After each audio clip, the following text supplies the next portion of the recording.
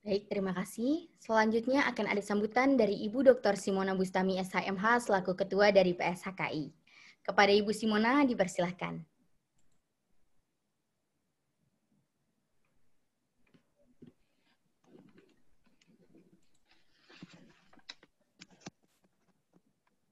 Selamat pagi bagi semua peserta. Assalamualaikum warahmatullahi wabarakatuh. Salam sejahtera dan damai selalu kepada kita semua. Dan juga saya ucapkan yang terhormat Ibu Ida Khairani, SHMH sebagai Ketua HIKAT. Dan juga yang terhormat narasumber, saya katakan Ibu ya. Jauh umurnya di bawah saya, tapi karena acara resmi saya katakan Ibu Winuriska SH sebagai konsultan HKI, yang terhormat moderator Ibu Triayu Ratna Dewi SHMH, yang juga konsultan HKI, dan MC kita yang masih sangat muda, yaitu Safira Medinila Sutrisna. Terima kasih atas kesediaannya, dan juga terima kasih banyak atas berbagi ilmu kepada kami. Nah, dalam hal ini webinar ini adalah webinar ke-7, seri ke-7, yang merupakan kerjasama antara Pusat Studi Hak Kekayaan Intelektual Fakultas Hukum Trisakti dan juga HIKAT, dan ini sudah yang kesekian kali, dan alhamdulillah cukup banyak yang berminat ya untuk mengikutinya, dan semoga juga selalu bermanfaat bagi semua pihak. Nah, hari ini kita akan masuk seri yang cukup menarik, ya, juga jarang ada pada kesempatan lain, yaitu bagaimana informasi awal tentang cara memperoleh perlindungan paten, dan ini menjadi suatu hal yang penting pada saat siapapun yang ingin mendaftarkan invensi untuk mengetahui dengan baik penelusuran awalnya. Dan karena mengingat waktu, supaya tidak terlalu banyak saya memberikan sambutan, maka saya mengatakan selamat webinar. Semoga ilmu yang diperoleh ini dapat bermanfaat bagi kita semua. Dan terutama terima kasih bagi narasumber, panitia, dan pihak-pihak yang terkait. Wassalamualaikum warahmatullahi wabarakatuh. Waalaikumsalam warahmatullahi wabarakatuh. Terima kasih Bu Simona atas sambutannya. Selanjutnya akan saya bacakan CV dari narasumber dan moderator pada kegiatan ini. Narasumber pada kegiatan pagi ini adalah Ibu Winuriska SH yang merupakan alumni dari Fakultas Hukum Trisakti tahun 1998.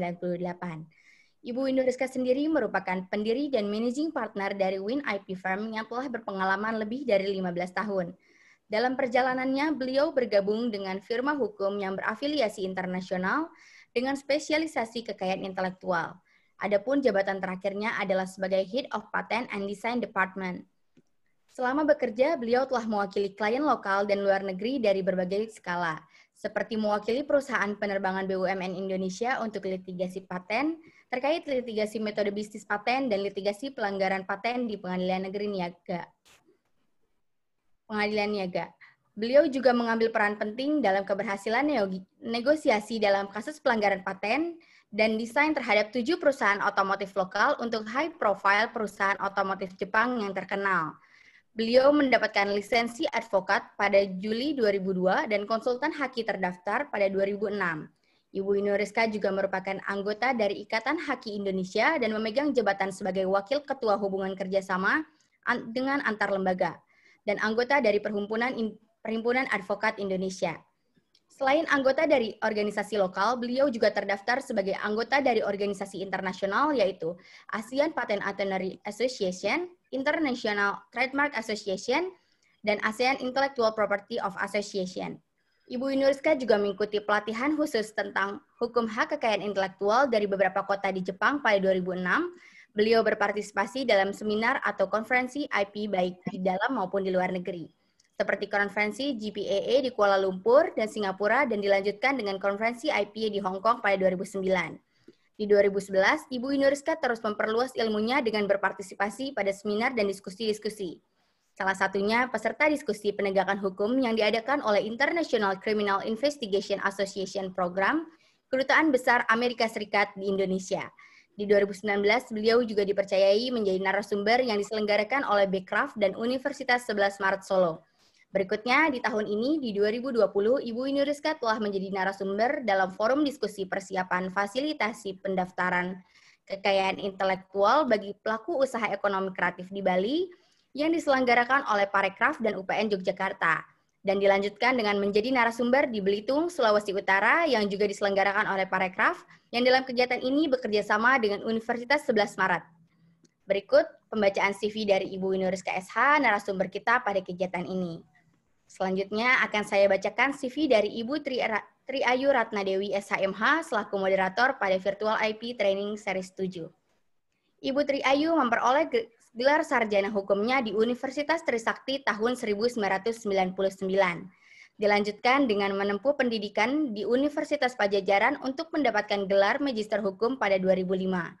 Ibu Tri Ayu mendapatkan lisensi advokat hak kekayaan intelektual terdaftar di tahun 2011, serta mendapatkan lisensi advokat pradi di tahun 2016. Beliau telah mengikuti berbagai pelatihan lanjutan khusus hak kekayaan intelektual yang diselenggarakan oleh Dirjen Haki, Malaysia Intellectual Property, dan Japan Patent Office. Dalam riwayat pekerjaannya, Ibu Tri Ayu pernah menjadi tenaga ahli pada Direktorat Pembinaan Ekspor Nasional Kementerian Perdagangan terkait pemberdayaan produk kualitas ekspor, tenaga ahli Deputi Fasilitasi dan Sertifikasi Kementerian Koperasi dan UMKM terkait sosialisasi pendaftaran merek, juga pernah menjadi paralegal di Varianto dan Darmanto Law Firms, serta pernah menjadi legal produksi di PT Suryat Citra Televisi atau SCTV. Ibu Tri Ayu merupakan penerima piagam penghargaan sebagai konsultan haki terbaik penggunaan aplikasi daring pencatatan ciptaan online di tahun 2016 oleh Dirjen Haki Kementerian Hukum dan HAM Republik Indonesia. Selanjutnya, Ibu Tri Ayu juga merupakan founder dari kantor Tri Ayu Dewi, paten konsultan serta dosen hak kekayaan intelektual di Universitas Nasional dan Universitas Terbuka Jakarta. Demikian CV dari Ibu Tri Ayu Ratnadewi SHMH telah saya bacakan. Selanjutnya untuk mempersingkat waktu, langsung kita masuki acara inti yang akan dimoderatori oleh Ibu Tri Ayu Ratnadewi SHMH. Kepada Ibu Tri Ayu, dipersilahkan. Baik, terima kasih Safira.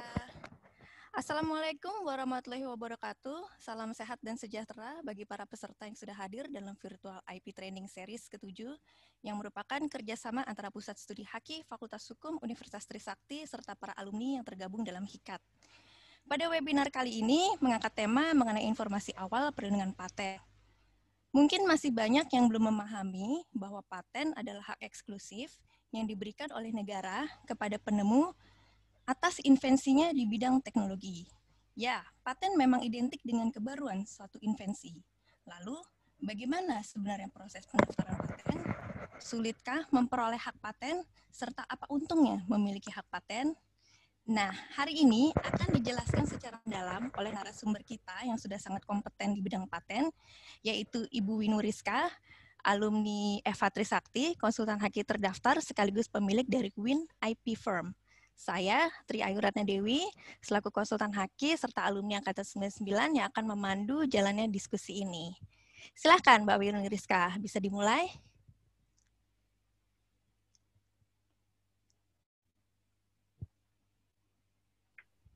Oke, selamat pagi semuanya.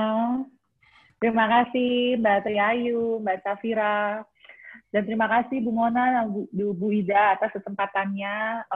Saya bisa memberikan sedikit ilmu, membagikan tentang apa yang terkait tentang haki, khususnya tentang paten. Co-hostnya Mas Fadil. Untuk menampilkan slide ya. Ya, menampilkan slide.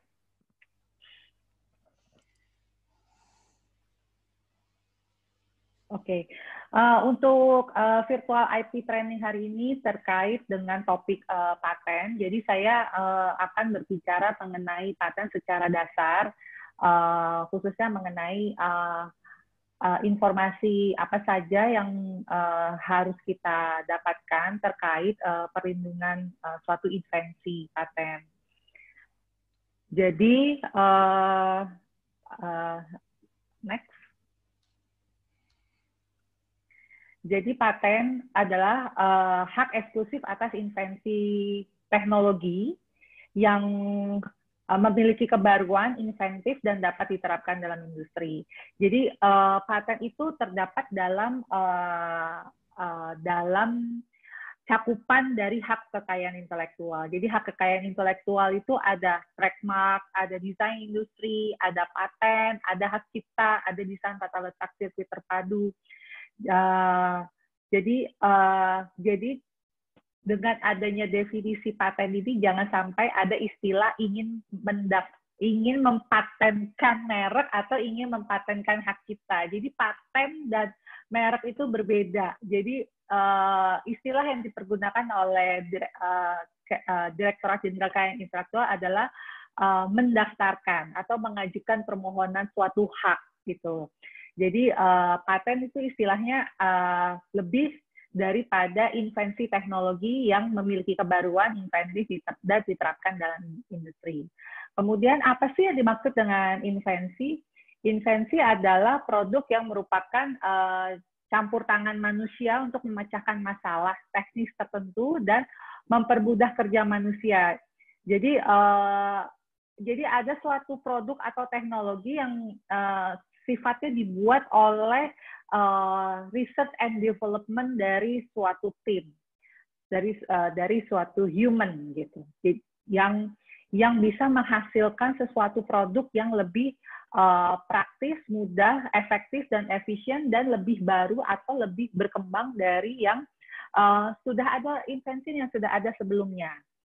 Nah, bedanya dengan discovery adalah discovery atau temuan adalah penggunaan suatu produk yang sudah ada atau dikenal atau bentuknya berupa senyawa yang biasanya tuh berada untuk menghasilkan meningkatkan khasiat suatu hal-hal yang sifatnya penting.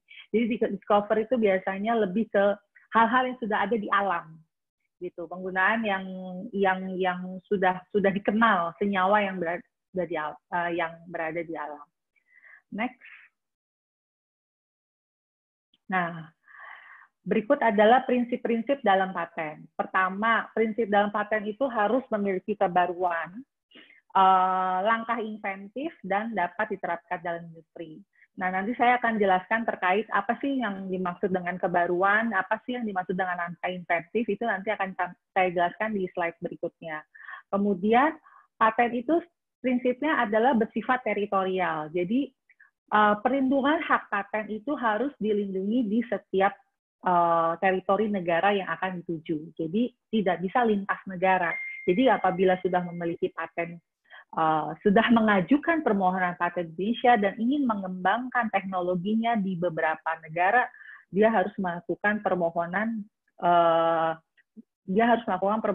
perlindungan di negara tersebut dan ada jangka waktunya. Nah, jadi tidak bisa kita punya paten di sini, kita mau mengajukan upaya hukum di negara lain, itu tidak bisa. Karena semua sifatnya paten itu adalah worldwide, perlindungannya universal, tapi sifatnya per negara, per teritorial. Jadi makanya kenapa permohonan paten itu, kalau misalnya dilihat dari teknologi-teknologi paten yang datang ke Indonesia itu ya seperti teknologi telepon pintar istilahnya, smartphone, itu semua komputer atau semua hal-hal yang sifatnya high tech itu pasti kalau akan masuk untuk dijual di Indonesia itu dia harus mengajukan permohonan patennya. Kemudian paten itu pemeriksaannya secara universal. Jadi pemeriksa paten di sini juga melakukan pemeriksaan dengan dokumen-dokumen pembanding dari beberapa negara. Kemudian paten itu sistemnya adalah first to file. Siapa yang mengajukan permohonan perlindungan paten di negara tersebut itu akan dicatat sebagai tanggal penerimaan pertama kali. Kemudian perlindungan bisa diberikan kepada pemegang paten atau pemegang lisensi. memiliki invensi juga berpotensi memberikan manfaat ekonomi bagi inventor. Jadi apabila inventor memiliki beberapa invensi dan bisa dikomersialisasikan kepada perusahaan-perusahaan atau enggak pada pihak-pihak yang ingin bekerja sama untuk mengembangkan paten tersebut, itu akan menjadi nilai ekonomi bagi si inventor. Nah, khususnya sekarang adalah orang dalam masa pandemi ini adalah bagaimana para R&D itu berlomba-lomba untuk menemukan suatu vaksin coronavirus yang mana vaksin itu mungkin akan ditunggu-tunggu oleh oleh semua warga di dunia ini, karena sampai saat ini vaksinnya sebenarnya belum ada yang bisa dites gitu, belum ada yang bisa berhasil dan belum ada patennya untuk vaksin tersebut.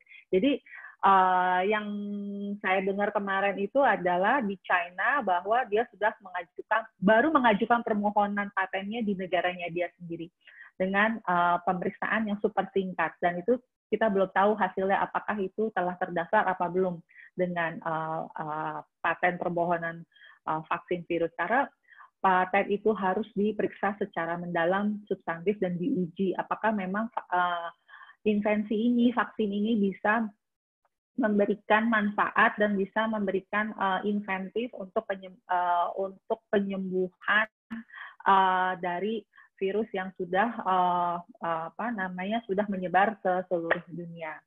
Jadi makanya apabila seorang inventor memiliki suatu invensi yang benar-benar bisa ditunggu oleh oleh semua warga di dunia, itu akan berdampak nilai ekonomis bagi dia dan mungkin bagi perusahaan dan mungkin bagi negaranya.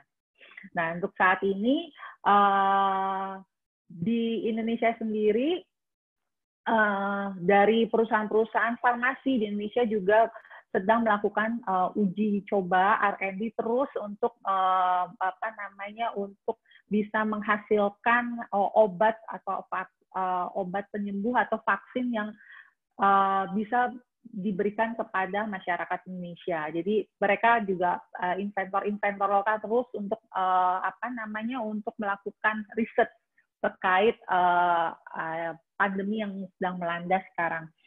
Next. Oke. Untuk secara umum yang tadi saya sudah sampaikan adalah paten sifatnya teritorial dan pemeriksaan secara universal, dokumen paten yang ada di seluruh dunia untuk menghindari paten yang sudah diajukan atau memiliki persamaan paten yang sudah ada. Jadi di pemeriksaan substantif di Direktorat Paten sendiri adalah invensi itu harus benar-benar diperiksa secara matang dan substansialnya. Jadi untuk mengantisipasi apakah invensi yang serupa atau yang pernah ada itu tidak memiliki persamaan dengan yang sedang akan diajukan gitu. Jadi memang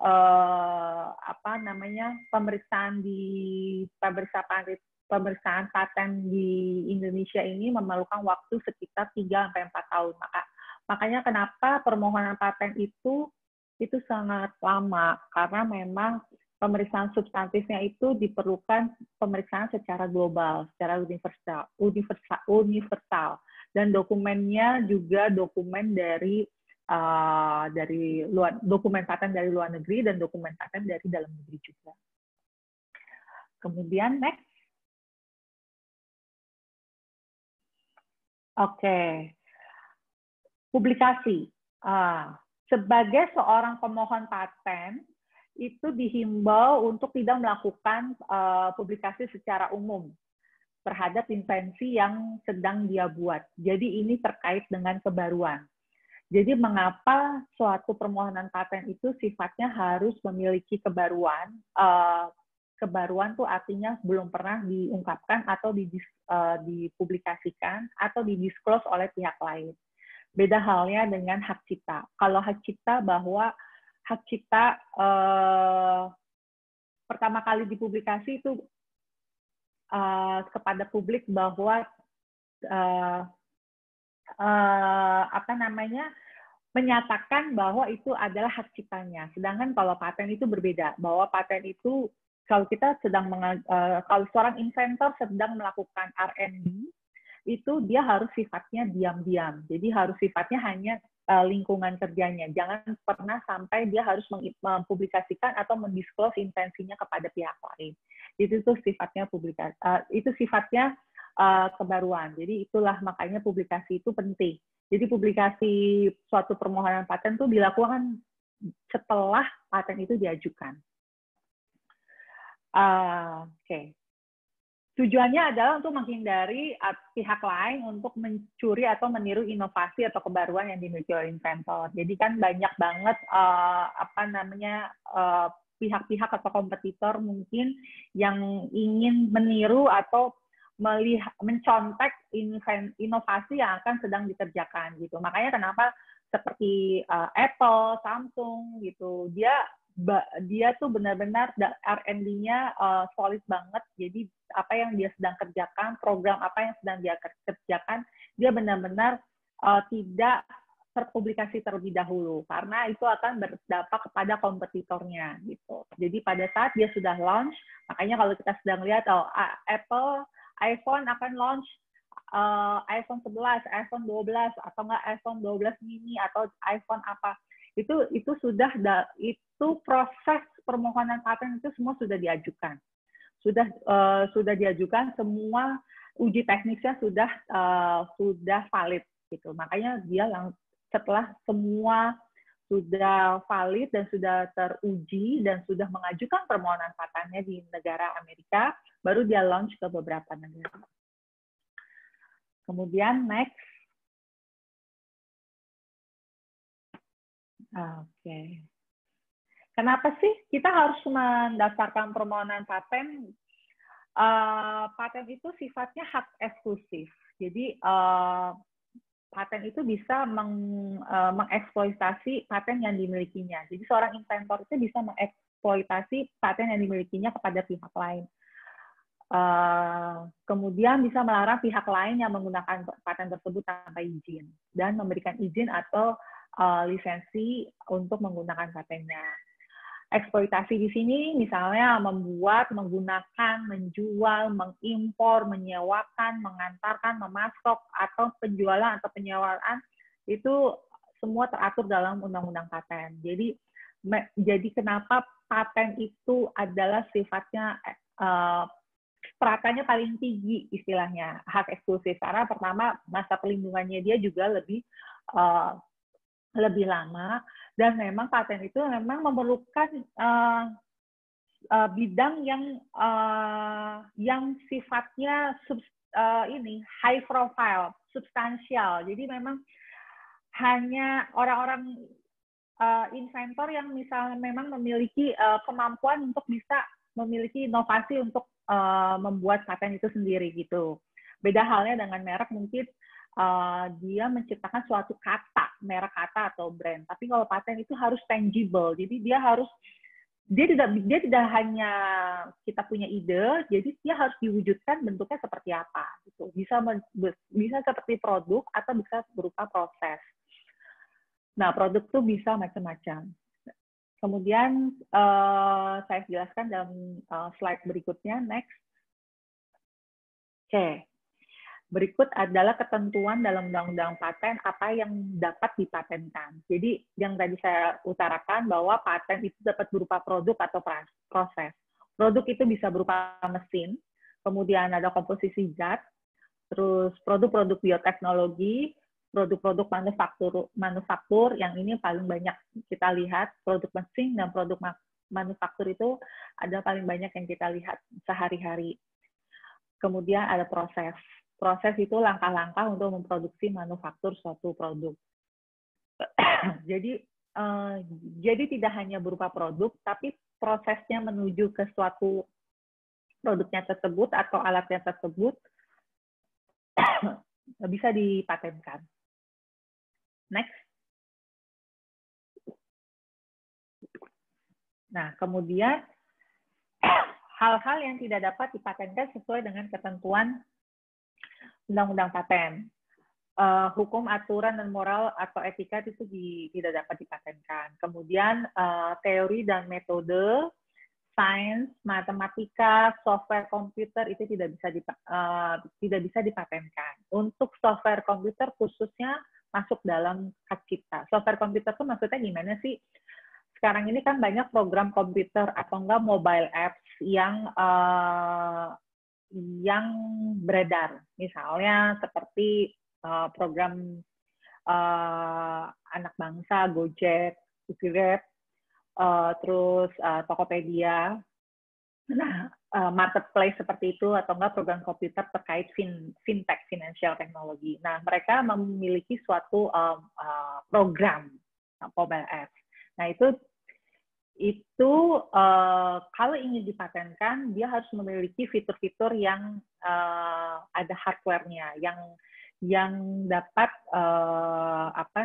yang memiliki kebaruan. Jadi harus dilihat terlebih mendalam lagi apakah program komputernya tersebut memang pure untuk paten. Tapi kalau program komputernya terkait hanya penggunaan software, hardware yang sudah ada sekarang ini, itu masuknya ke hak cipta. Kemudian metode bisnis juga tidak bisa dipatenkan.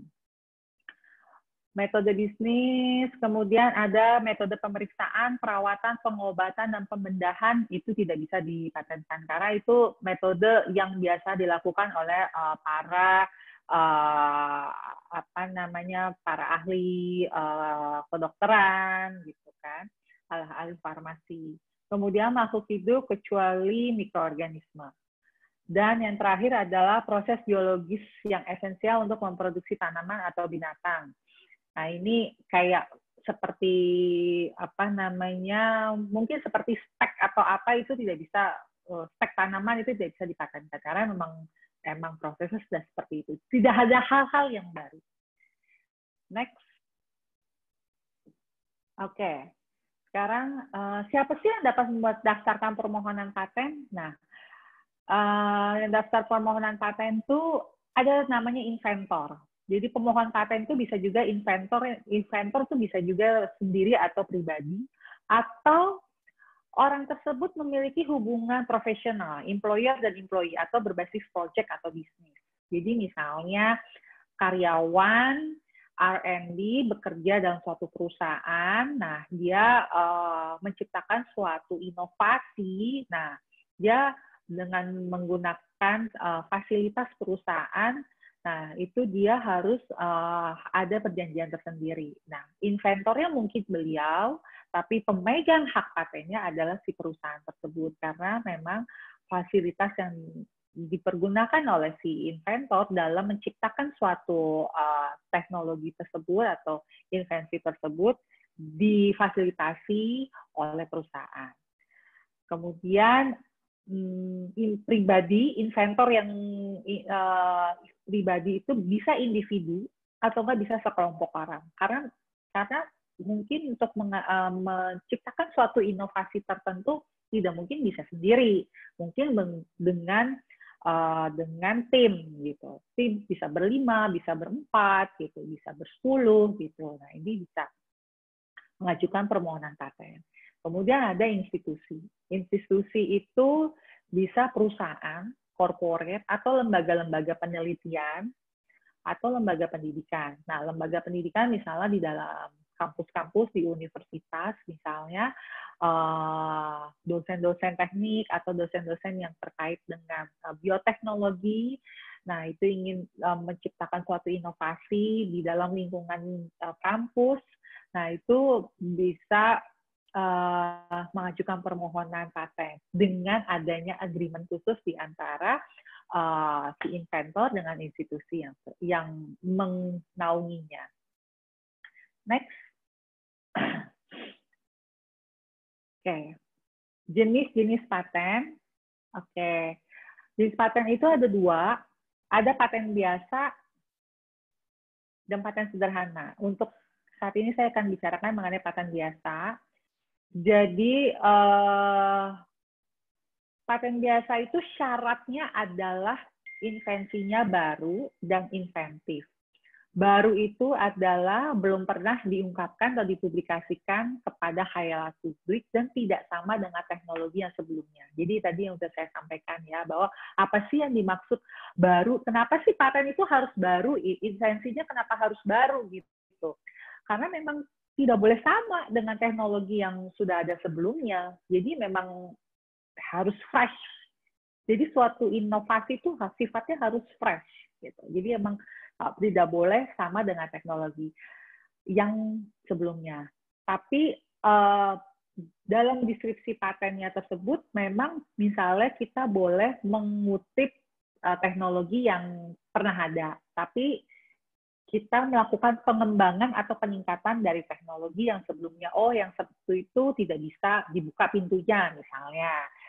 Jadi hanya tertutup. Nah, sekarang ada teknologi baru, produk itu bisa dibuka dan ditutup, misalnya seperti itu. Jadi memang selalu paten itu harus ada peningkatan dari teknologi yang sebelumnya, karena sesuai dengan perkembangan zaman. Jadi paten itu memang dibuat memang untuk sesuai dengan perkembangan zaman juga. Jadi pada zaman dulu, misalnya di era 10 atau 20 tahun yang lalu, kita tidak mengenal adanya smartphone. Kita mengenal adanya telepon biasa dengan menggunakan kabel. Kemudian beralih dengan teknologi yang sampai sekarang kita menggunakan smartphone. Gitu. Dulu tidak ada namanya text message melalui WhatsApp. Dulu adanya pager misalnya gitu, melalui itu. Sama halnya dengan text message. Jadi itulah mengapa paten itu memang harus disesuaikan dengan perkembangan zaman. Jadi memang sifatnya harus inovatif, solusif dan inovatif. Kemudian langkah inventif. Langkah inventif itu artinya invensi tersebut bagi seseorang yang memiliki keahlian tertentu di bidang teknik merupakan hal yang tidak dapat diduga sebelumnya. Jadi maksudnya seperti ini. Jadi bagi para inventor, sesama inventor mungkin ya, yang keahliannya sama. Saya mungkin kasih contoh seperti inventornya smartphone iOS dan Android gitu kan. Jadi mereka keahliannya tuh sama-sama pintar lah gitu. Tapi ada hal-hal yang memiliki langkah inventif. Kenapa iOS seperti ini? Kenapa Android seperti ini? Yang mana di antara mereka itu mereka tidak dapat duga sebelumnya. Jadi itu istilahnya seperti itu. Jadi ada hal-hal yang memang ada hal-hal yang sifatnya lebih inventif. Kalau orang-orang awam yang kita yang kita hanya sebagai pengguna dan kita tidak mengetahui teknologi itu, kita tidak mungkin tidak mengetahui secara mendalam apa sih yang menjadi hal-hal yang nggak diduga sebelumnya. Karena mungkin ada fitur-fitur yang kita nggak kenal dengan istilah itu. Tapi hanya mereka-mereka itu yang memang istilahnya bahasa Inggrisnya person skills in the art. Jadi memang sesama mereka itu karena sudah ahli dalam bidangnya, nah tapi satunya memiliki inovatif yang lebih inventif lagi, yang mana ini kok nggak kepikir ya gitu. Nah itu sifatnya langkah inventif. Dan kemudian barang tersebut atau proses tersebut, metode tersebut dapat diterapkan dalam industri. Next. Nah, ada lagi namanya paten sederhana. Nah, berdasarkan ketentuan Undang-Undang Paten yang baru sekarang, paten sederhana ini lebih diperluas lagi persyaratannya dan perlindungannya. Jadi, invensinya bukan berupa produk, tapi bisa berupa konstruksi atau komponen, komposisi, formula, senyawa, atau sistem, atau bisa berupa proses atau metode. Jadi kalau sederhana tuh sifatnya lebih ke, kalau paten semua rata-rata memang harus fungsional, harus memiliki fungsi. Tapi mungkin kalau sederhana itu lebih sederhana tapi praktikal. Jadi nanti saya kasih contohnya. Jadi patennya tuh tidak memiliki fitur yang lebih canggih, tapi sifatnya sederhana, tapi bisa praktikal. daripada invensi yang sebelumnya. Praktikal bisa diterapkan oleh pihak manapun. Paten sederhana bisa berupa bentuk, konfigurasi, konstruksi, atau komponen yang saya bilang tadi, ada alat, barang, mesin, komposisi, formula, senyawa. Ini adalah ketentuan dari Undang-Undang Paten yang baru bahwa paten sederhana boleh mencakup ini semua dan hanya untuk satu klaim. Oke, next saya berikan contoh dari paten-paten sederhana yang milik inventor lokal. Nih, papan iklan pada sepeda motor. Kalau misalnya para peserta di sini melihat apa namanya Gojek atau Grab dengan adanya papan iklan yang di belakang tuh apa namanya di kursi belakangnya sebagai di kursi penumpangnya, ternyata itu ada patennya, tapi patennya paten sederhana. Jadi kita nggak pernah terpikir bahwa kita bisa naruh papan iklan di sepeda motor gitu, terus di kursi penumpang gitu. Jadi ini hal yang tidak terfikirkan sebenarnya. Jadi ini bagus banget patennya gitu untuk inventor lokal. Jadi banyak apa namanya perusahaan-perusahaan mulai menaruh beberapa iklannya di papan iklan yang jalan lewat sepeda motor. Jadi orang lebih lihat gitu. Dan tujuannya adalah orang lebih cepat eye catching gitu terhadap apa yang sedang diiklankan gitu, khususnya di sepeda motor. Kemudian ada paten sederhana terkait meja rias portable knockdown. Nah, ini juga sederhana terkait hanya meja rias. Tapi dia ada fitur yang dibuka, bisa dilepas ulang, knockdown gitu. Ini juga bagus sekali inventornya. Kemudian ada paten sederhana terkait proses menghasilkan zat pada pembenah tanah untuk meningkatkan kualitas media tanaman. Nah, apalagi sekarang ini lagi musim hobi bertanam, hobi bertanam hampir semua di wilayah Nusantara. Nah, ini mungkin jadi bisa jadi acuan karena kita yang menggunakan media tanam untuk menanam pasti kalau menggunakan zat seperti ini bisa menghasilkan tanaman yang lebih subur lagi, lebih cantik lagi tanamannya, lebih cepat berkembangnya. Nah, ini saya tidak tahu nih, dia dijualnya di produk mana saya kurang tahu nih, karena dia baru banget nih. Dia terdaftar di 30 Juli 2020 nih dia baru terdaftar. Nah, ini saya nggak tahu nih mereka menjualnya bagaimana nih zat proses ininya gitu. Kemudian ada mengenai Anguilla, makanan pendamping ASI untuk bayi usia 6-12 bulan. Nah, karena saya bukan orang orang gizi dan orang farmasi, jadi saya kurang tahu istilah Anguilla gitu. Jadi ini adalah contoh-contoh paten sederhana yang bisa berupa produk, bisa berupa barang, bisa berupa proses, dan bisa berupa metode. Jadi memang lebih luas lagi. Emang tujuannya perbaikan undang-undang paten yang sekarang itu adalah untuk bisa memberikan kesempatan kepada inventor-inventor lokal untuk untuk berinovasi gitu. Tidak hanya tidak hanya kita sebagai pengguna barang gitu. Jadi ayo kita ciptakan suatu hal yang bisa kita patenkan dan kita komersialisasikan, nanti kita bisa kerjasamakan dengan beberapa perusahaan. Maksudnya komersialisasikan, menjual dengan perusahaan-perusahaan yang tertarik dengan barang-barang tersebut. Next. Oke, masa perlindungan paten. Untuk paten biasa 20 tahun sejak paten diberikan, dan untuk paten sederhana adalah 10 tahun. perlindungan paten setelah 20 tahun dan 10 tahun tidak bisa diperpanjang. Namun selama 20 dan 10 tahun, selama masa paten itu berlangsung 20 dan 10 tahun, paten itu harus di-maintain, harus dipelihara dengan membayar biaya pemeliharaannya di kantor paten. Next.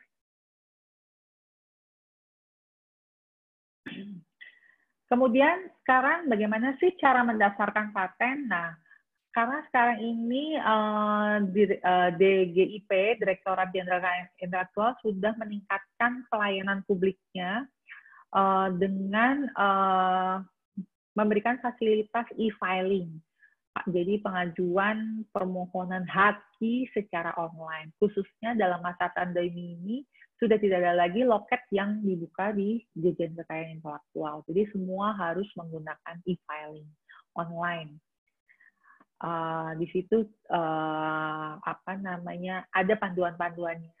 Nah, untuk persyaratan minimum dalam mengajukan permohonan pendaftaran paten itu adalah menginput isi data, istilahnya formulir. Jadi formulirnya itu ada di dalam si e-filing itu, diinput datanya, kemudian membayar biaya resmi, kemudian ada deskripsi paten.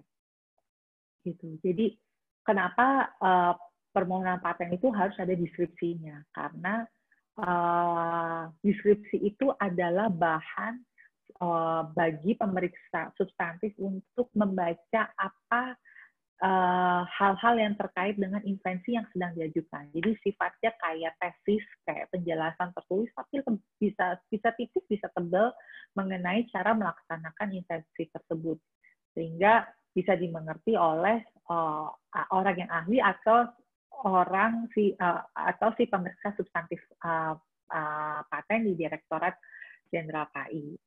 Kemudian di dalam deskripsi paten tersebut harus dicantumkan suatu klaim. Klaim itu adalah bagian dari permohonan yang menggambarkan inti invensi yang dimintakan perlindungan hukum. Jadi harus diuraikan secara jelas. Jadi kalau misalnya paten sederhana, klaimnya cukup satu. Jadi intinya itu yang akan dilindungi sebagai paten itu apa? Misalnya tadi kayak paten iklan sepeda motor atau enggak meja rias portable, itu mungkin dia ada fitur yang baru yang menjadi inti dari invensinya. Nah, itu yang akan dilindungi.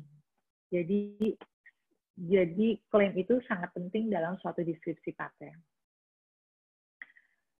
Kemudian next, kalau misalnya paten tersebut ada gambar, itu harus disertakan dengan gambarnya, karena pemeriksa substantif paten di sini tidak mungkin melihat barang patennya secara langsung. Jadi dia pasti akan membaca deskripsi dan apabila ada gambar, dia akan menilai dari gambar dan deskripsi dan dari klaim. Jadi itu pemeriksaannya seperti itu. Jadi tidak mungkin bawa barang-barang fisiknya atau apa mungkin sifatnya obat atau metode itu dibawa-bawa kantor haki itu tidak mungkin. Jadi memang sifatnya harus semua tertulis dan bahasanya harus bisa dimengerti oleh pemeriksa paten itu sendiri. Jangan terlalu diulang-ulang, tapi memang harus bahasanya harus memang bahasa teknis. Jadi seperti menulis makalah tapi sifatnya teknis. Gitu. Dan langkah-langkah invensi tersebut memang harus dijelaskan secara lengkap, tidak ada yang boleh dikurang-kurangi dan tidak ada yang dilebih-lebihkan. Jadi memang harus sesuai as it is. Kemudian, ini adalah tahapan permohonan paten sesuai dengan ketentuan dari kantor haki sekarang adalah melakukan registrasi akun di patendigip.go.id. Kemudian pilih menu buat permohonan baru untuk membuat permohonan, kemudian mengunggah data pendukungnya seperti deskripsi paten tadi yang saya jelaskan. Kalau misalnya individu atau perusahaan, akte perusahaannya atau enggak KTP-nya, kemudian mengisi formulir yang tersedia, kemudian diupload. Jika semuanya sudah dirasa benar data-datanya, nanti klik selesai. Kemudian lakukan pembayaran di Simpati.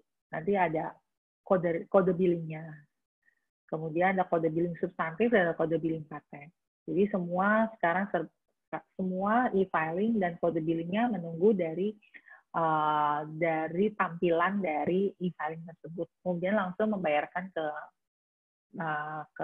bank, bisa melalui ATM atau bisa melalui mobile banking kalau nggak salah. Cuman mungkin bank-bank tertentu. Oke, next.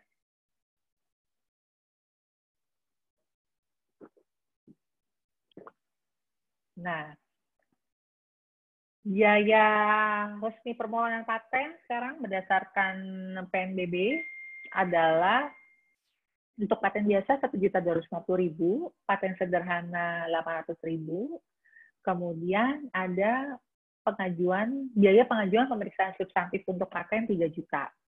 Dan untuk paten sederhana 500.000, biaya kelebihan klaim 75.000. Ya memang untuk permohonan paten ini memang biayanya memang sedikit agak pricey, tapi memang ini adalah penentuan biaya yang terbaik bagi pemerintah, khususnya untuk pemohon-pemohon lokal. Jadi memang untuk paten sederhana 800.000 dan substantifnya 500.000, 1.350.000. Tapi memang untuk permohonan paten dari Indonesia sendiri sekarang memang ada peningkatan. Kalau saya lihat dari database Direktorat Paten, Kantor Paten, banyak peningkatan dari permohonan paten lokal, gitu, khususnya dari lembaga-lembaga penelitian dan universitas-universitas. Tidak hanya paten biasa, tapi juga paten sederhana. Jadi memang sudah mulai ada peningkatan bahwa paten sudah bisa diterima di masyarakat kita, gitu, karena memang sejauh ini memang permohonan paten yang diajukan di Indonesia itu memang mayoritas adalah permohonan paten luar negeri. Namun ya makanya dengan adanya undang-undang yang paten yang telah direvisi mendorong supaya inventor-inventor lokal untuk bisa memiliki invensi yang sederhana tapi inovatif. Jadi seperti tadi yang sudah saya sampaikan bahwa kayak contoh-contoh yang tadi itu sebenarnya contoh-contoh paten sederhana dan dimiliki oleh anak-anak muda gitu. Jadi paten itu tidak identik hanya research-nya orang-orang tua gitu, tidak gitu. Malah sekarang ada peralihan bahwa anak-anak muda nih sekarang mereka lebih ya mungkin karena background-nya sudah memiliki keahlian dalam research and development. Nah, dia mencoba untuk membuat suatu paten yang sifatnya sederhana dan inovatif dan bisa dipergunakan gitu, dengan biaya yang lebih murah gitu kan. Nah, seperti itu. Jadi memang mendorong untuk inventor lokal untuk mengajukan permohonan paten di Indonesia gitu. Next. Oke.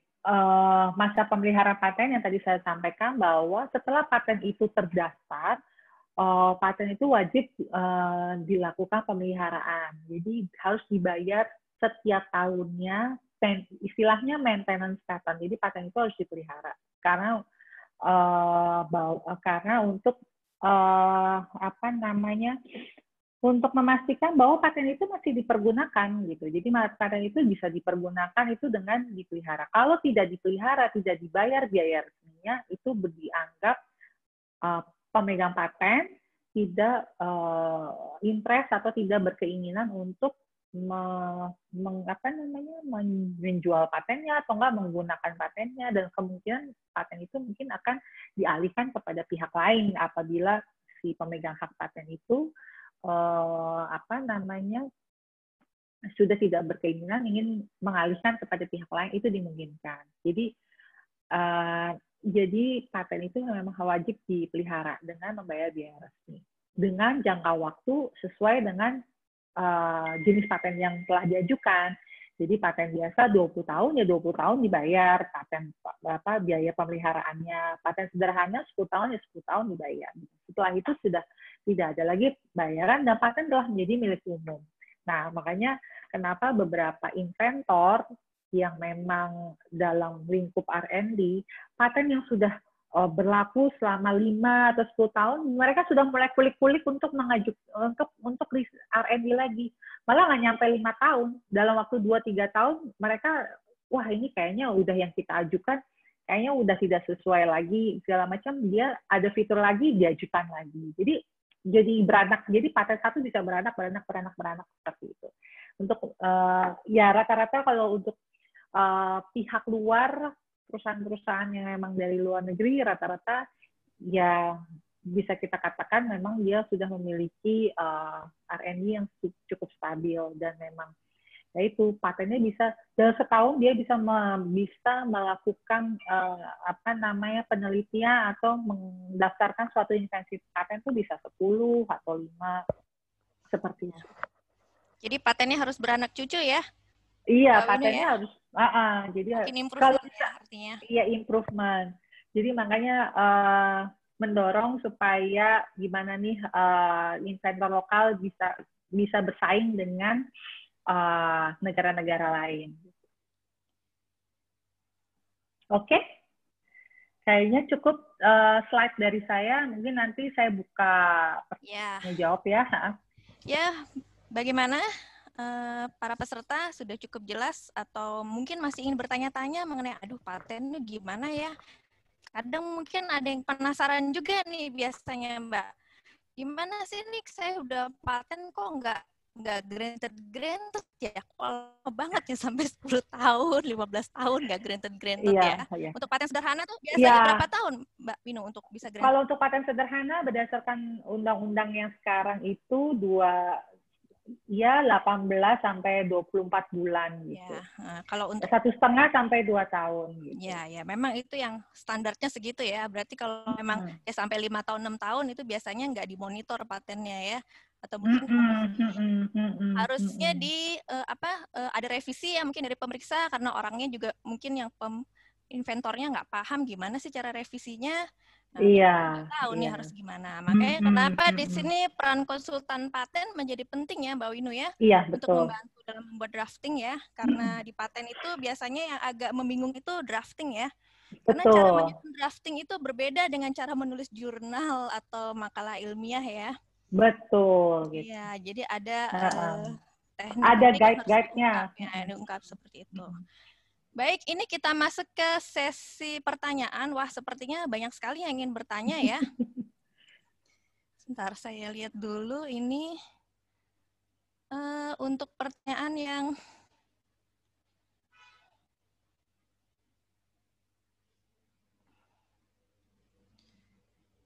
ya, ada penanya pertama, ini dari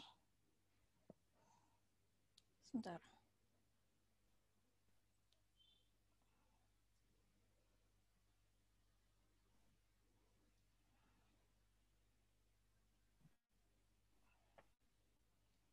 Ya, ada pertanyaan dari Bapak Naufal Mujadin ya, yang menanyakan jika ada suatu korporasi memiliki suatu invensi di negara asal, kemudian hendak diproduksi massal di Indonesia, tapi diproduksi massal oleh pihak lain dan bukan oleh pemilik invensi, pertanyaannya, apakah pemilik invensi sebelumnya ada kewajiban mendaftar di Indonesia? Nah, gimana tuh Mbak? Jika ada korporasi memiliki invensi di negara asal ya, jadi ini maksudnya invensinya berarti di luar Indonesia ya? Ya, mungkin ini patennya paten luar ya. Kemudian ada invensi yang ingin mendaftarkan di Indonesia, bagaimana statusnya? Ini kan biasanya bisa pakai paten prioritas atau paten PCT. Ya, PCT ya. Oke, jadi langkahnya adalah kalau dia hendak diproduksi massal, maksudnya produksi massal di Indonesia. Manufacture-nya di Indonesia ya? Ya, betul. Oke. Ya, berarti dia harus mengajukan permohonan paten di Indonesia dulu gitu. Apalagi untuk manufacture dan penjualan itu udah pasti dia harus mengajukan permohonan paten di Indonesia. Ya, kemudian dari pihak sana. Ya, harus ada perjanjian lisensi dengan pemilik invensi untuk memproduksi? Mungkin awalnya, nah ini yang mau buka di Indonesia ini sebagai apa nih, distributor atau anak perusahaan atau seperti itu. Nah itu mungkin ada apa namanya, tidak apa, kita harus lihat dulu apakah memang dia distributor, dia emang expand untuk invest ke Indonesia. Jadi biasanya kan ada apa namanya, dia buka PMA-nya di sini, yang mana mungkin bukan distributor tapi perusahaannya dia buka PMA di sini. Tapi dia harus tetap mengajukan permohonan paten Indonesia. Terus tapi diproduksi massal oleh pihak lain, ya tidak apa-apa, ya itu dia, berarti memang harus ada intinya ada perjanjiannya lagi, lagi. Karena mungkin kalau misalnya memang bagian dari anak perusahaan, PMA-nya si korporasi tersebut, ya sah-sah aja, karena kan dia, ya misalnya contohnya mungkin kayak pabrik apa namanya, mobil ya, otomotif kan, banyak Toyota segala macam perusahaan-perusahaan Jepang kan memang dia membuka PMA-nya di sini kan, memang dia juga ada beberapa yang dia manufacture-nya di sini, beberapa spare part yang dia ini kan di Indonesia gitu kan. Nah itu dia memang dia pasti punya permohonan paten dari asalnya, itu tidak masalah untuk diproduksi massal. Ya, tapi paling tidak kalau ada paten itu paling tidak patennya harus register dulu di sini ya Mbak sebelum. Iya, atau enggak dalam tahap aplikasi juga sebenarnya nggak masalah sih. Ya. Baik, pertanyaan yang kedua ini ada dari Bapak Adi Suliantoro. Mohon izin bertanya, bagaimana cara menyiasati kewajiban jurnal? Karena jurnal sepertinya juga merupakan publikasi umum. Nah, kalau dalam jurnal itu, misalnya kita sudah mengungkapkan suatu invensi, apakah itu tidak melanggar dari kebaruan? Suatu invensi? Kalau ya jurnal itu sebenarnya masuk sih dalam publikasi umum, tapi ada pengecualian di Undang-Undang Paten bahwa memang dikasih waktu kalau nggak salah 6 bulan. Jadi memang misalnya paten itu dipublikasikan hanya untuk sifatnya jurnal dan tidak sifatnya komersial, itu masih dianggap sebagai kebaruan. Itu ada dalam Undang-Undang Patennya, kalau nggak salah ada pengecualiannya. Jadi memang waktunya hanya sedikit, cuma 3 bulan atau 6 bulan. Jadi memang sifatnya bukan publikasi yang flyer yang buat jualan. Jadi memang sifatnya ya mungkin kalau untuk invensi-invensi yang berasal dari lembaga-lembaga pendidikan itu kan mungkin suka membuat jurnal ya atau seperti itu. Nah, itu masih ada pengecualiannya. Iya, gitu ya. Tapi jadi sifatnya bukan untuk diberikan ya. Tapi paling tidak paten itu harus ada nilai jual ya Mbak Wino ya. Iya. Untuk riset itu kan juga biaya ya. Kalau misalnya karena apa yang udah diinvest di R&D ya itu harus ada itunya, return of investment-nya. ROI. Ya. Tadi bisa dijelaskan sedikit mungkin Mbak mengenai yang maksud dengan fungsi praktikal untuk paten sederhana dan paten itu bedanya seperti apa ya? Jadi untuk membedakan ini loh bisa masuk paten sederhana, yang ini loh yang masuk dalam paten, seperti itu. Oke. Jadi semuanya kalau paten sederhana memang sifatnya kan tidak terlalu yang high invention. Jadi sifatnya hanya sederhana, tapi dari sederhana itu bisa terlihat fungsinya dan secara praktikal bisa langsung diterapkan gitu, bisa dipergunakan. Misalnya seperti tadi yang saya perlihatkan adalah contoh dari papan iklan yang sepeda motor itu bagi saya itu sederhana sekali, terus bisa langsung dipergunakan gitu, dan sifatnya praktis banget ya, cuman mungkin saya nggak tahu ya dia caranya gimana ya, karena kan itu ada abstraknya. Jadi mungkin dikait dengan apa gitu di belakang sadel sepeda motornya, dan terus orang bisa langsung lihat dari belakang, oh ada iklan yang lagi ditampilkan dalam itu misalnya. Jadi bisa seperti itu misalnya. Jadi memang praktis dalam penggunaannya gitu. Nah, sedangkan kalau untuk yang paten biasa sebenarnya harus memiliki kegunaan udah pasti gitu semua kan. Paten tapi harus memiliki kegunaan ya. Kegunaan, iya. Ya. Cuman untuk masalah praktis kan beda. Kalau praktis itu mungkin sifatnya yang sederhana. Kalau yang paten biasa bisa berguna, berfungsi, dan ya misalnya seperti kayak kayak HP lah, kayak smartphone gitu kan. Kita nggak bisa bilang ini praktikal, tidak, tapi mungkin berguna untuk memudahkan kita berkomunikasi atau segala macam. Ya, jadi intinya agar dipahami para peserta webinar ini. Jadi kalau untuk paten sederhana itu kan kalau di Jepang disebutnya utility model ya. Jadi invensinya itu tidak terlalu luar biasa, tapi ada kebaruan lah di situ ya. Tetapi kalau untuk paten itu artinya dia benar-benar hanya satu-satunya di dunia lah, baru pertama kali ada di dunia ini misalnya ya. Jadi tapi benar invensinya luar biasa baru lah. High profile ya, high profit, high profile. Ya, dulu kita hanya laptop ini udah dianggap luar biasa, tapi sekarang kan ada yang namanya smartphone, ada yang ini itu termasuk paten yang luar biasa yang dulu tidak pernah kita duga sebelumnya ya. Terus ada sekarang istilahnya webcam. Jadi kamera yang di dalam laptop itu sekarang malah bisa keluar dan tinggal ditaruh aja di atas itu jadi hal-hal yang seperti itu kan mana kita duga gitu kan. Jadi sekarang monitornya ada nih yang baru ya. Seperti apa? Seperti misalnya kecerdasan buatan ya, augmented reality. Itu sekarang gimana nih, Mbak? Masuk paten atau bukan tuh? Yang kayak artificial intelligence gitu. Iya, artificial intelligence misalnya. Kalau di Indonesia sekarang masih dalam masa perdebatan ya, karena itu kan dia bantuan teknologi sekali gitu. Tapi mungkin ada fitur-fitur yang bisa dipatenkan. Nah, kalau di beberapa pembahasan di luar negeri itu ada yang bisa masuk dalam hak cipta juga artificial intelligence itu. Jadi, nah ini dia makanya. Kalau di Indonesia kayak metode-metode bisnis gitu kan ya, metode bisnis itu mungkin lebih ke seperti apa ya, saya contohnya ya, metode bisnis mungkin kayak suatu agen asuransi menampilkan presentasi metode atau suatu marketing suatu produk, suatu market.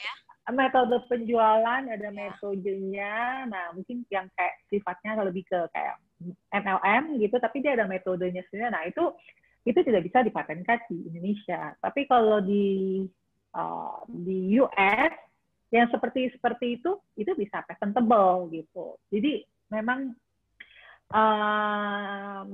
harus dilihat lagi sih ketentuan undang-undangnya, dan memang paten ini setiap ini berkembangnya pesat sekali gitu. Mungkin dalam kurun waktu 5 tahun, dalam waktu 3 tahun aja udah ibaratnya ya ada hal-hal yang baru yang kita tidak pernah terfikirkan gitu loh.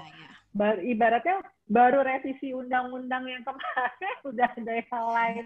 Ini kira-kira mau masukin di revisi mana ini gitu, karena perkembangan dunia itu cepat sekali gitu. Apalagi sekarang memasuki dunia digital ya. Jadi apa-apa perkembangannya.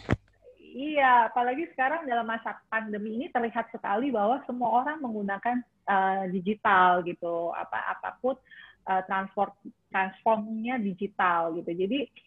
Jadi orang-orang yang expert di bidang IT, teknologi digital itu harus terus-terusan melakukan R&D. Jadi tidak ya sekarang gini ada juga mengenai marketplace terkait sekarang kita tidak pernah terpikir kita mau beli sayuran atau buah-buahan melalui online kan, melalui mobile apps gitu. Tapi karena ada masa pandemi ini, akhirnya banyak fitur-fitur khususnya agrikultur itu dia mencoba menjaring petani-petani untuk bisa menjualan di marketplace-nya dia gitu. Nah, seperti hal-hal yang seperti itu yang kita tidak pernah terpikirkan. Jadi sebenarnya di masa yang lagi sulit ini sebenarnya inovasi kreatif itu jadi terlihat mana nih orang-orang yang solutif.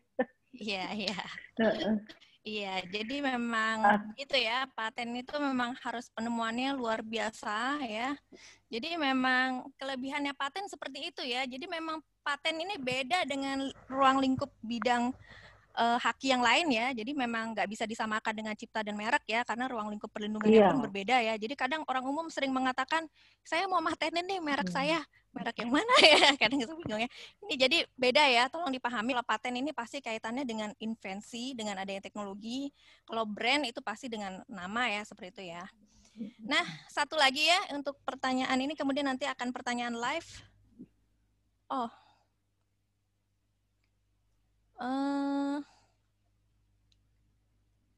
Nah, mungkin ini pertanyaan dari Bang Roland ya. Apakah deskripsi maupun klaim yang kita buat, apakah pemerintah paten ada kewajiban untuk memperbaiki deskripsi maupun paten kita? Dan apakah ada dasar hukumnya kita meminta perbaikannya? Dan apakah kita minta dengar pendapat kalau klaim ataupun deskripsi kita? Jadi intinya gini ya, untuk deskripsi itu apakah ada perbaikan ya?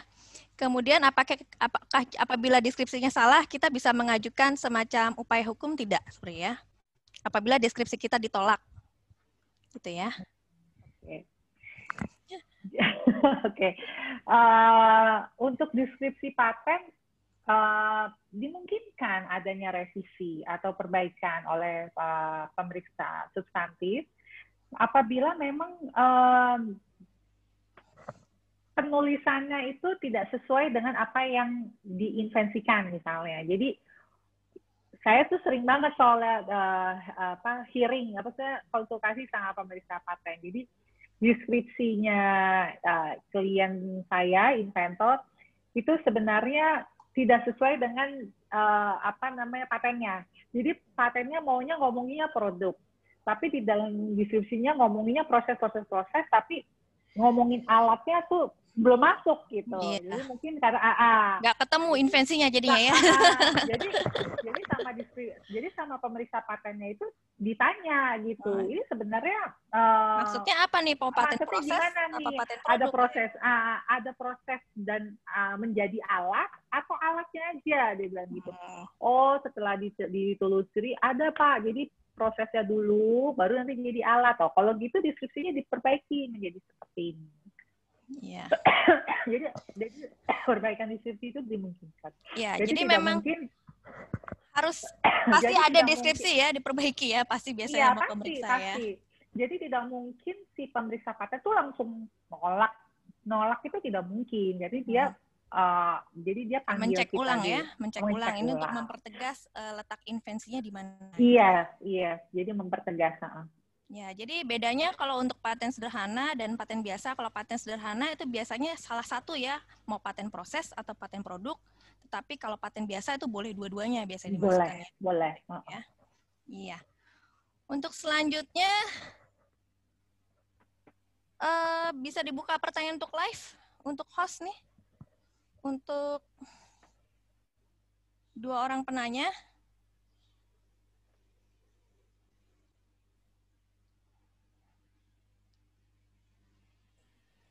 Bisa Bu, untuk siapa? Untuk Fadina Syarfina. Fadina Syarfina ya.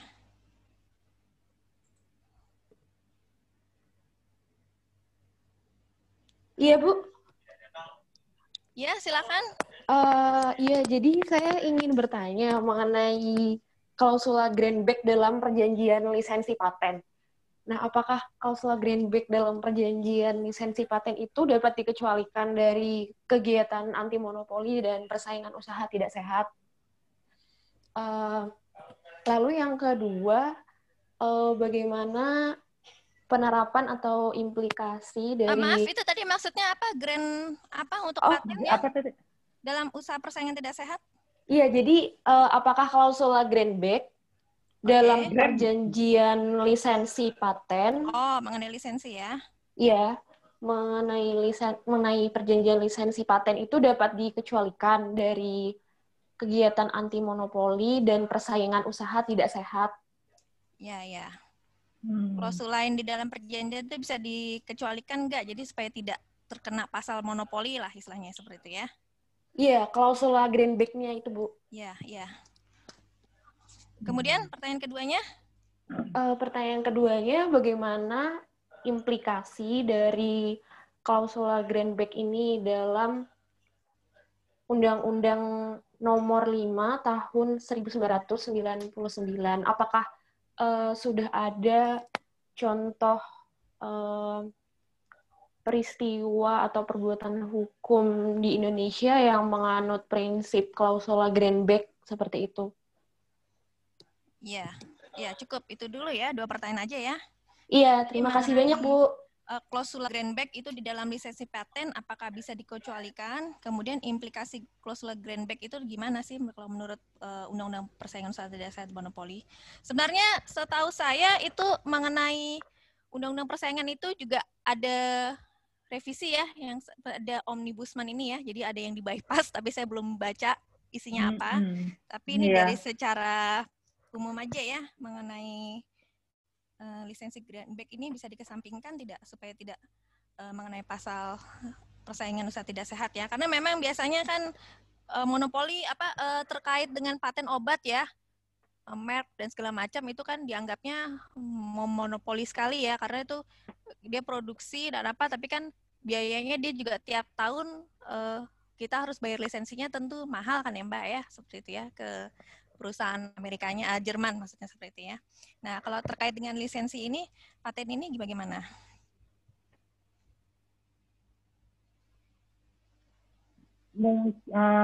Saya mesti terkait klausula Greenback ini saya belum menganalisa lebih lanjut ya, karena memang beberapa ada revisi juga gitu kan terkait undang-undang yang di Omnibus Law juga. Jadi saya harus cek dulu. Jadi tapi tadi sudah dijelaskan ya, memang itu halnya terkait dengan lisensi monopoli monopoli. Jadi kita dapat lisensi dari luar, kemudian kita lisensi lagi ke orang gitu ya, ke lain. Tapi dari kita itu sebenarnya boleh nggak sih? Sebenarnya kan jadi akhirnya kita juga hanya satu perusahaan itu yang dapat jadi lisensi. Di repeat gitu kan. Ya. Gitu. Di repeat. Ini mungkin saya harus analisa dulu ya, Fadila. Nanti kalau misalnya saya udah dapat jawabannya, mungkin saya bisa emailkan ke Fadila ya. Gimana, Fadila?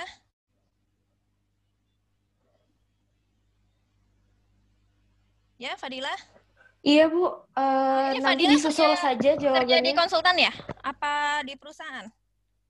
Yang belum, Bu. Saya fresh graduate. Oh, gitu. Mahasiswa. Ini lagi ini ya, lagi bikin skripsi tentang ini. Ya.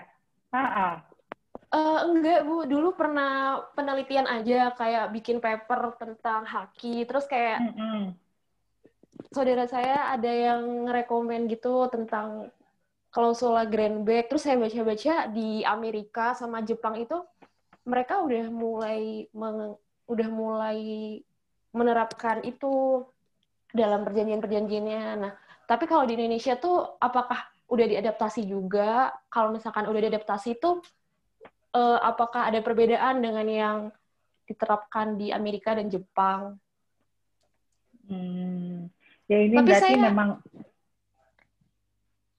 gimana Fadila? Enggak, saya udah lulus, Bu. Oh iya. Iya. Ini hanya ingin lebih memahami lagi ya mengenai klausula Greenback gitu ya. Jadi lisensi. Ya, tapi ini kayaknya mungkin lebih terkait dari perjanjiannya ya, gitu. Iya. Terkait dengan perjanjiannya. Ini harus memang ada konsultasi dengan perwakilan dari khususnya mungkin dari perusahaan-perusahaan farmasi yang luar yang biasanya dia melisensikan lagi itu. Kita harus apakah mereka seperti itu gitu kan segala macam. Ya, selanjutnya kita buka live lagi untuk Bapak Agung Subekti.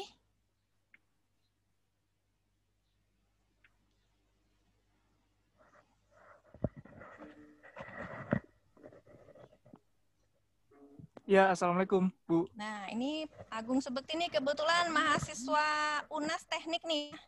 Dia banyak membantu fresh graduate, Bu. Ya, membantu dosen-dosen teknik untuk membuat satu invensi nih. Si Mas Oh, hebat. Ya, Bu, alhamdulillah, Bu. Silakan tanya, Agung. Ya. Mohon izin bertanya, Bu. Jika invensi terkait dengan tugas akhir seorang mahasiswa dalam akademik universitas sudah dipublikasikan pada sidang tugas akhir, apakah masih dapat dipatenkan? Itu pertanyaan yang satu, Bu. Kesatu. Ya. Ini ada 3 pertanyaan. Yang keduanya itu... 2 aja deh, 2 aja. Oh, 2 satu aja, lagi ya? apa? Ya, satu lagi apa? Satu lagi itu... Tadi sebenarnya yang pertama yang mengenai publikasi kan sudah dijelaskan ya, tadi yang terkait sama jurnal ya. Ya mungkin 2 aja pertanyaannya. Oh ya, baik. Jadi kalau ya, sudah itu kan ada pengecualinya masih dimungkinkan.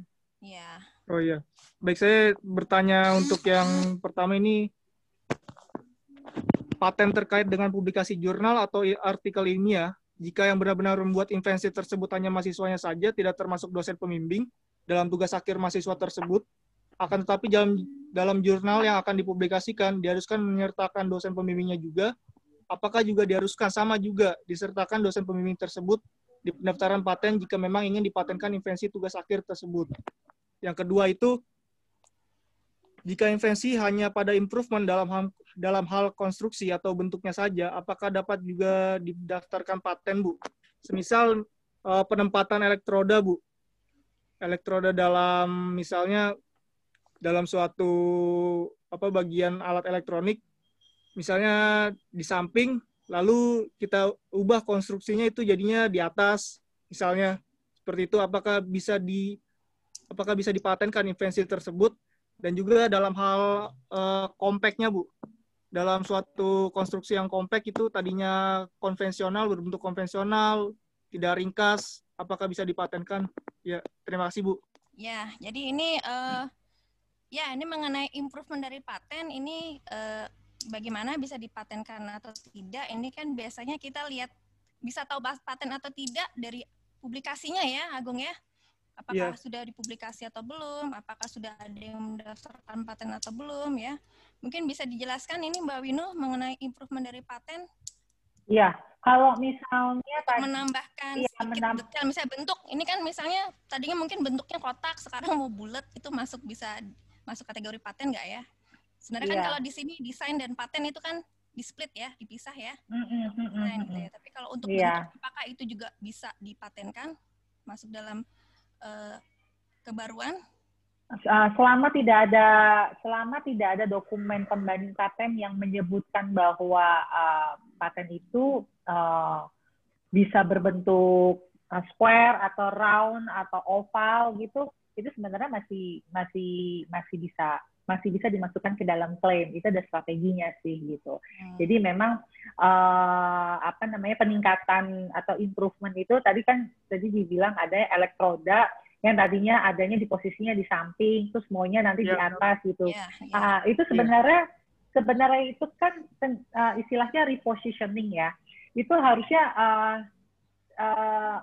kalau tidak ada hal-hal yang sifatnya inventif, itu mungkin baru, tapi nggak inventif itu tidak bisa gitu. Jadi kalau jadi kalau tujuannya sama gitu kan, tujuannya sama, tapi itu mungkin baru karena adanya dulunya di samping terus tadinya di atas, tapi ada inventifnya apa tidak itu harus dicek dulu.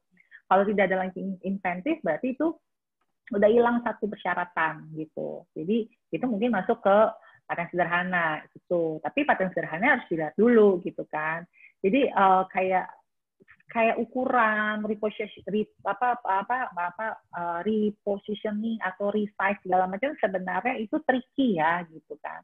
Jadi itu sebenarnya ada strategi-strategi dalam penyusunan klaim paten. Jadi kalau tidak ada hal-hal yang sifatnya insentif itu tidak bisa dipatenkan gitu. Tapi kalau ada hal-hal yang memang itu bisa insentif dan memang dengan di atas misalnya selain memiliki insentif yang ini juga memiliki insentif, jadi ada 3 atau 4 yang menjadi fungsinya itu mungkin masih bisa dipatenkan gitu. Oh, iya. Nah, terus terkait tadi bentuk jadi compact, konvensional jadi compact. Sebenarnya itu mungkin tadi yang dibilang sama Mbak Triayu bahwa itu kan sifatnya desain ya segala macam. Itu mungkin pengajuannya boleh ke arah desain industri perlindungannya gitu. Karena dari segi bentuk mungkin belum memiliki hal-hal yang sifatnya kebaruan gitu. Jadi kalau misalnya pengajuan permohonan desain industri mungkin itu bisa memenuhi persyaratan segala macam. Gitu. Baik Bu, terima kasih Bu. Yang dijelaskan oleh Ibu Winu? Iya, baik, paham Bu, terima kasih. Ya. Baik, kita buka, masih ada waktu ya, kita buka satu lagi orang penanya ya, untuk live. Bapak Naufal Mujadin. Tadi kayaknya udah nanya ya? Iya ya, tapi ini pertanyaannya. Oh, ada lagi baru. Baru.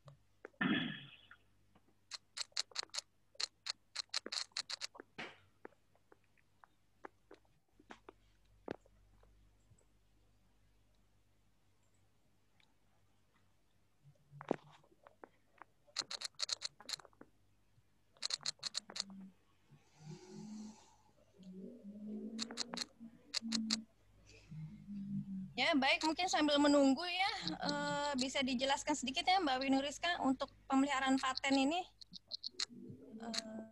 Berapa tahun sih kewajibannya tadi untuk membayar pemeliharaan? Biasanya dihitungnya dari tahun ke berapa sekarang? Tahun ke 5? Dari tanggal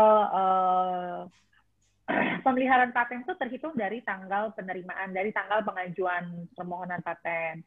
Nah, apabila dia terdaftar di tahun ke-5, berarti dia pembayarannya dihitung dari tahun pertama sampai tahun ke-5, seperti itu. Jadi sebenarnya perlindungan paten itu mulai ada pada saat karena permohonan paten itu sudah diajukan. Ya.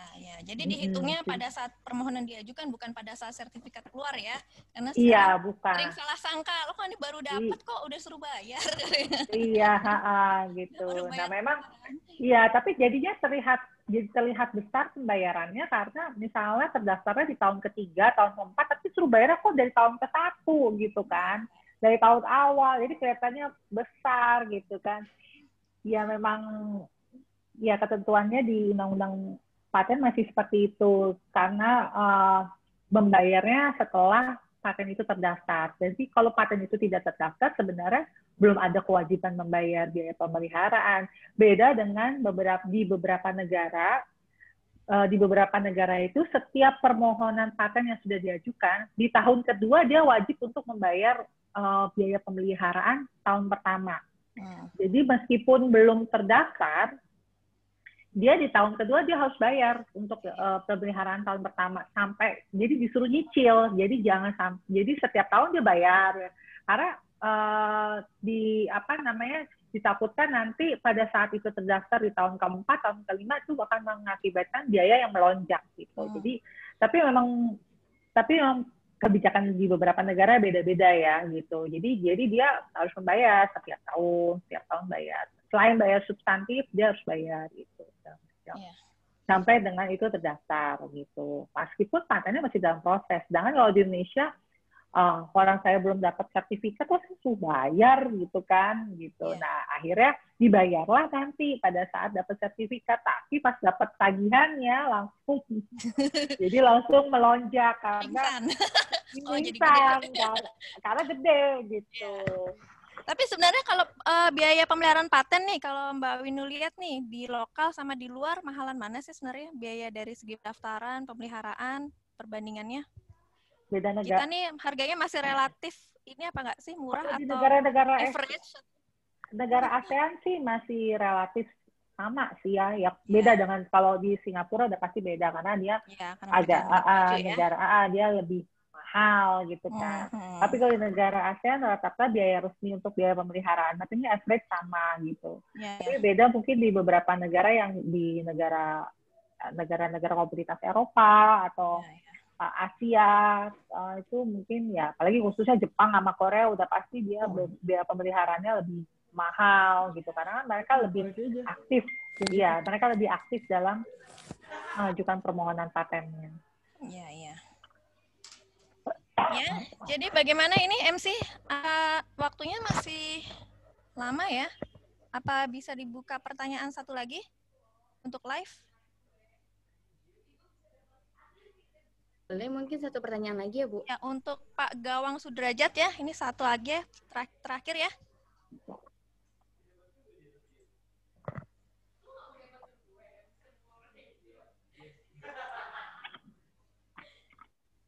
Halo, selamat siang, Bu. Ya. Ya.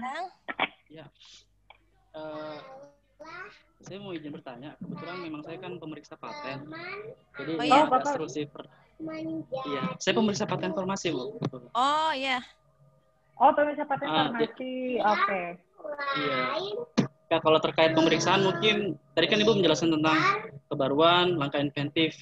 Tapi Ibu tidak menjelaskan mengenai, ini cuma menyangga ya, mengenai tentang dapat diterapkan di industri. Saya pernah menolak ada satu paten di mana dia tidak bisa diterapkan di industri meskipun unsur kebaruan dan langkah inventifnya dapat diterapkan. Oh, ada. Oke. Kebaruan dan ada. Ya, Oke. Itu contohnya seperti apa tuh, Pak? Contoh klaimnya yang itu tidak bisa dia diterapkan dalam industri. Ya, contoh klaimnya tuh dia itu mengunyah permen karet.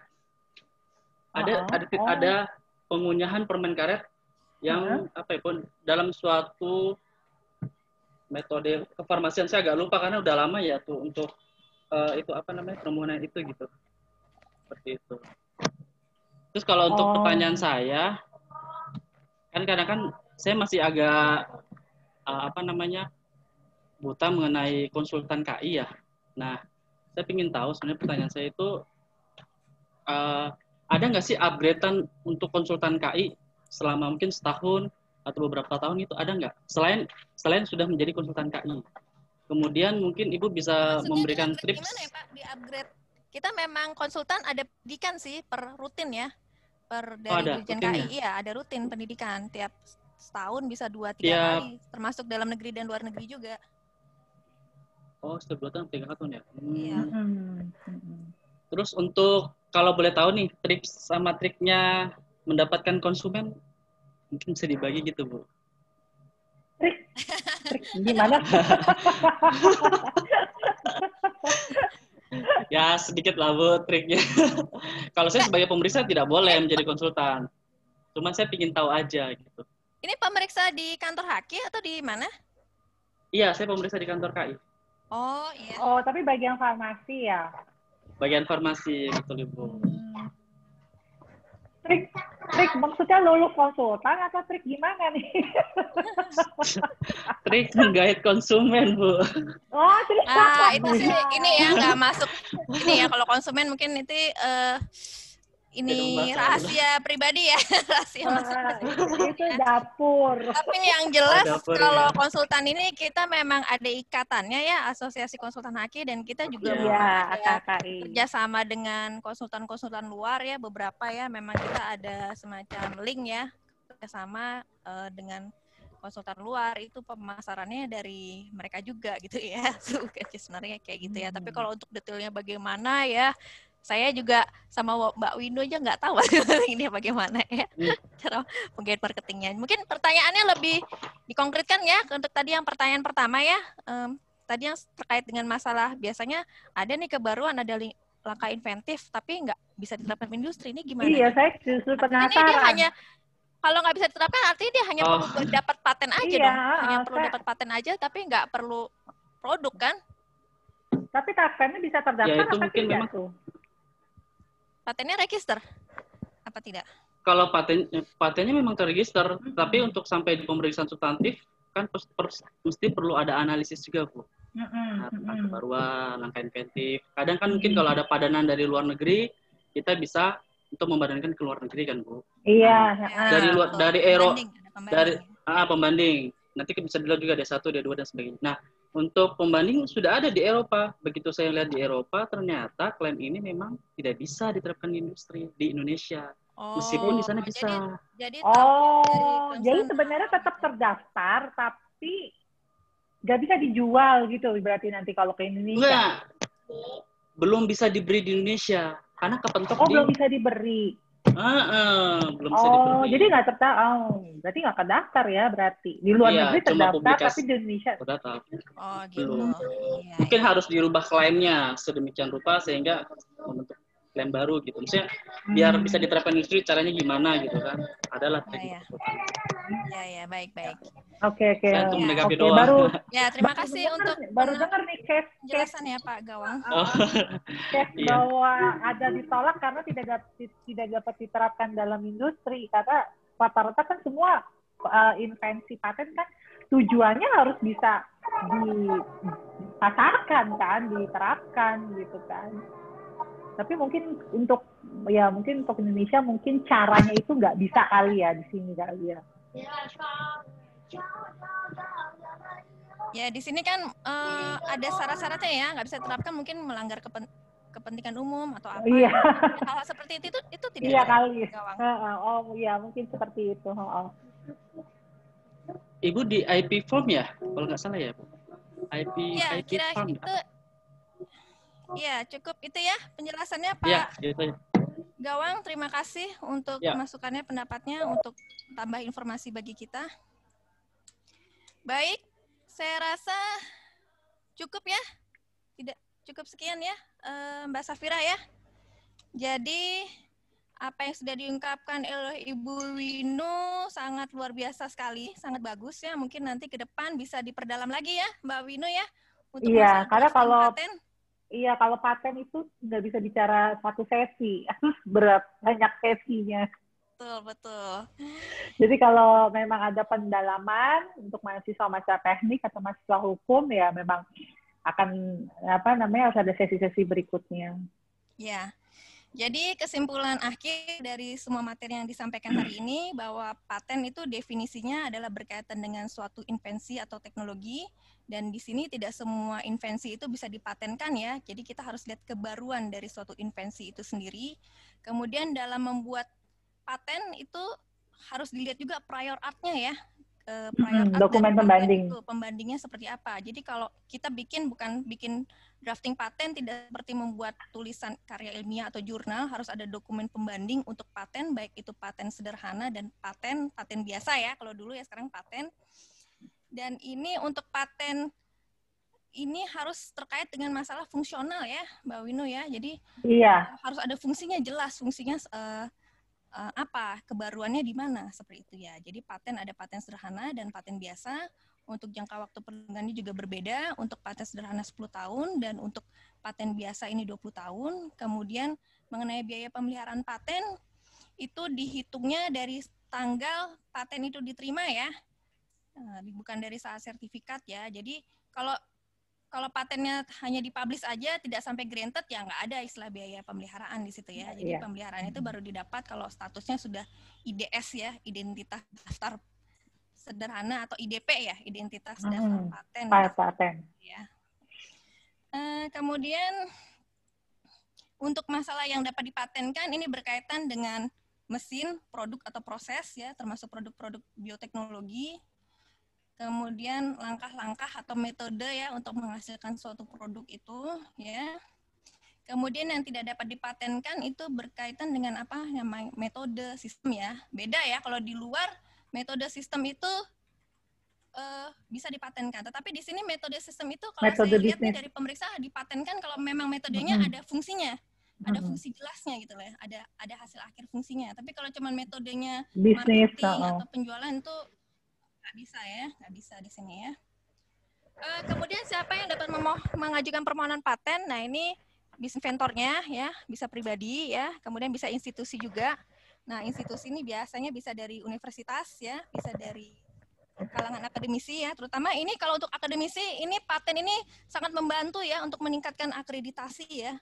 Semakin banyak patennya itu akreditasi universitasnya semakin naik. Iya, semakin tinggi nilainya. Jadi mohon Bapak Ibu yang mungkin bergerak di bidang akademisi mendorong ya untuk mendorong mahasiswa itu mendorong apa untuk mahasiswa akhir atau dosen paten lah ya untuk kepentingan akreditasi juga ya. Kemudian mengenai ya itu tadi sudah semua ya mengenai pemeliharaan dan tahap permohonan paten ya. Tahap-tahap permohonan paten memang ada prosesnya dan perlu tidak sih sebenarnya pakai konsultan. Ya kalau memang dirasa belum bisa mahir membuat drafting ya, ya menggunakan konsultan ya. Dan konsultan ini memang kita juga membuat itu juga nggak yang bikin seperti asal-asalan ya, kita juga ada guidance-nya untuk membuat semacam deskripsi itu seperti apa, dan ini tergantung jam terbang juga ya, semakin sering membuat deskripsi itu juga akan semakin bagus ya, apalagi nih Mbak Winu dia jam terbangnya sudah banyak untuk deskripsi paten, pasti sudah banyak untuk patennya, dan mudah-mudahan apa yang disampaikan hari ini bisa dapat dipahami dengan baik ya. Dan mungkin nanti selanjutnya materinya bisa dipertajam pada IP virtual di sesi-sesi berikutnya ya untuk lebih dalam mengenai masalah paten. Baik, selanjutnya saya selaku moderator menyerahkan kembali ke MC yaitu Mbak Safira. Baik, terima kasih Bapak dan Ibu serta teman-teman sekalian. Sungguh luar biasa materi kita pada kegiatan ini. Sayangnya kita sampai di penghujung kegiatan. Sebelumnya akan ada penyerahan simbolis e-sertifikat oleh Bapak Dr. Sarjana Orba Manulang, SHMH MKN, kepada Bapak Sarjana, dipersilahkan. Selamat siang. Sudah muncul belum wajah saya? Sudah. Udah, Mbak Winu, apa kabar? Saya baik, Pak Sarjana. Mantap. Pembicaranya mantap sekali Mbak Winu. Tentang paten. Mantap. Siap, saya menanti perintah selanjutnya. Gimana? Ya, ini jadi saya serahkan secara simbolik nih ya kepada Mbak Winu sertifikat. Saya saat ini mewakili HIKAT dan PSHKI menyatakan terima kasih yang sebesar-besarnya kepada Mbak Winu sudah mau hadir, sudah mau sharing, sudah mau berbagi mengenai pengetahuannya khususnya tentang pengetahuan paten yang sangat luar biasa tadi. Terima kasih banyak ya Mbak Winu ya. Sama-sama atas undangannya. Semoga bisa bermanfaat ilmunya. Amin. Jangan bosan-bosan ya kalau kami undang lagi ya. Oh tidak dong, apalagi untuk alma mater. Amin, untuk alma mater.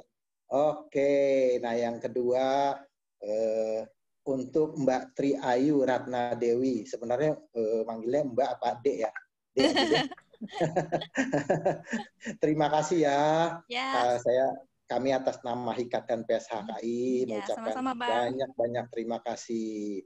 Ya, semoga nggak bosan-bosan ya membantu ya. Thank you banget.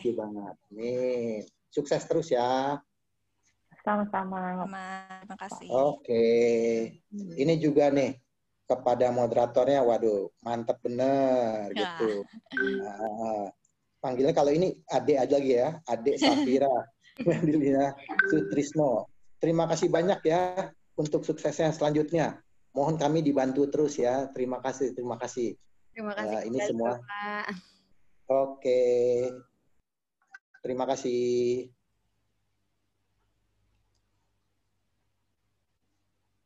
Oke, silakan. Hostnya. Baik, terima kasih Bapak. Sebelum saya menutup kegiatan ini, izinkan kami untuk mengambil dokumentasi. Mohon kepada Bapak, Ibu, serta teman-teman semua untuk menyalakan fitur videonya sebentar untuk sesi dokumentasi. Kepada host, dipersilakan.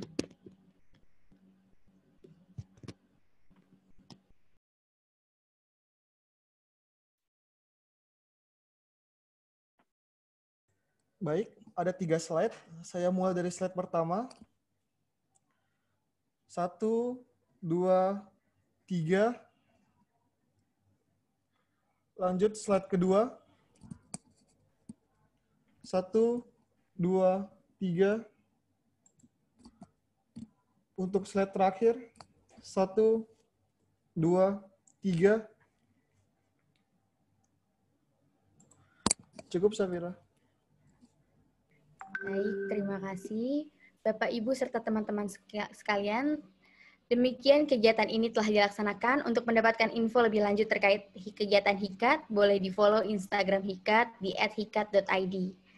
Baik, tidak ada gading yang tak retak, saya sampaikan permohonan maaf yang sedalam-dalamnya jika dalam memandu kegiatan terdapat salah kata dan perilaku. Saya, Safira Medinila Sutrisno, mengucapkan terima kasih kepada PSHKI dan HIKAT yang telah memfasilitasi kegiatan ini, kepada narasumber dan moderator, serta bapak-bapak dan ibu-ibu, teman-teman yang telah mengikuti kegiatan ini dengan baik. Wabillahi taufiq wal hidayah. Wassalamualaikum warahmatullahi wabarakatuh. Waalaikumsalam.